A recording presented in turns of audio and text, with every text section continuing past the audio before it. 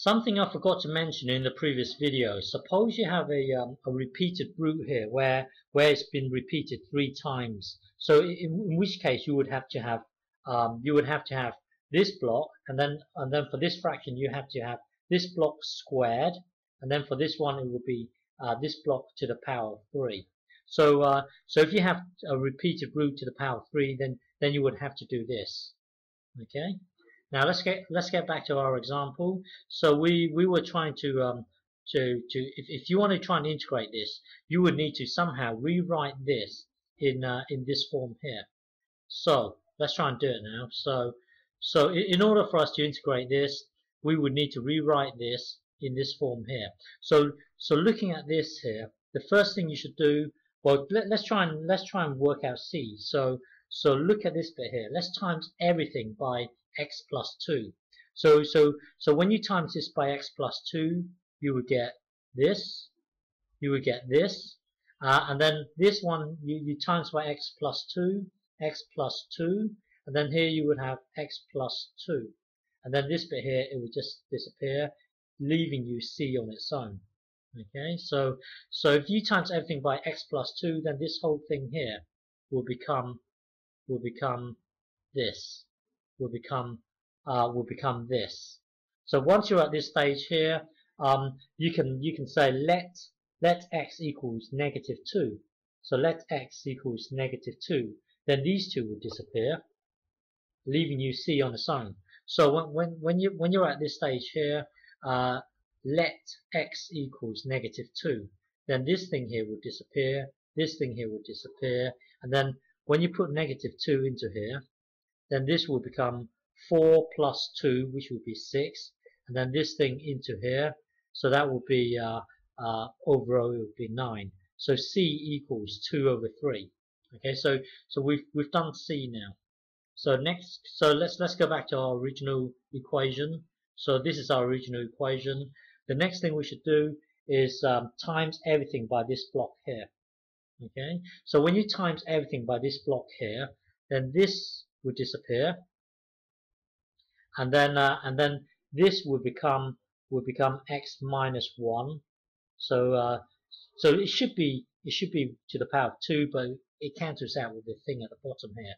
So this fraction here becomes this, and then times when you times this by x minus 1 squared, then this thing here disappears, and then this thing here you would have x minus 1 squared. Okay, so this thing here will then become this. Okay, so now we can work out. Well, if you look at this here, if you let x equals positive 1, and then if you let x equals positive 1 here, then this will disappear and this will disappear, leaving you B on its own. So when you're at this stage here, let x equals positive 1. So let x equals positive 1, and then B would become 1. Okay, B will become 1. So going back to our original equation, we now know C, we now know B. So B is 1. B is 1, and C is 2 over 3. Okay, yeah. So sorry. Now let's start again. We are currently at this stage here. We now know that B equals 1, and then C equals 2 over 3. So our original equation would then become this. Okay, and by the way, looking at this here, you can tidy this up as being like this: 2 over 3. You can tidy this up.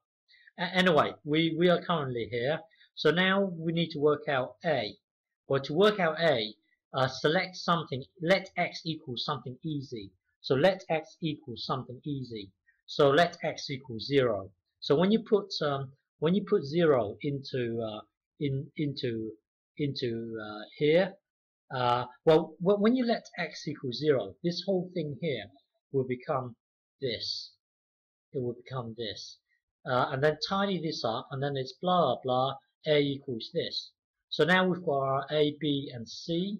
So originally our equation was this. Now that we know A, B, and C, we can put it into there, and then it will become this.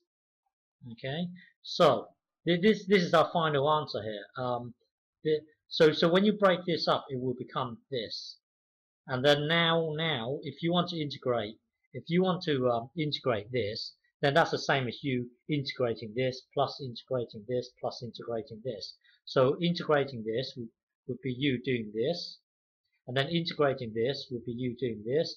Integrating this would be you doing this. Okay. So hang on.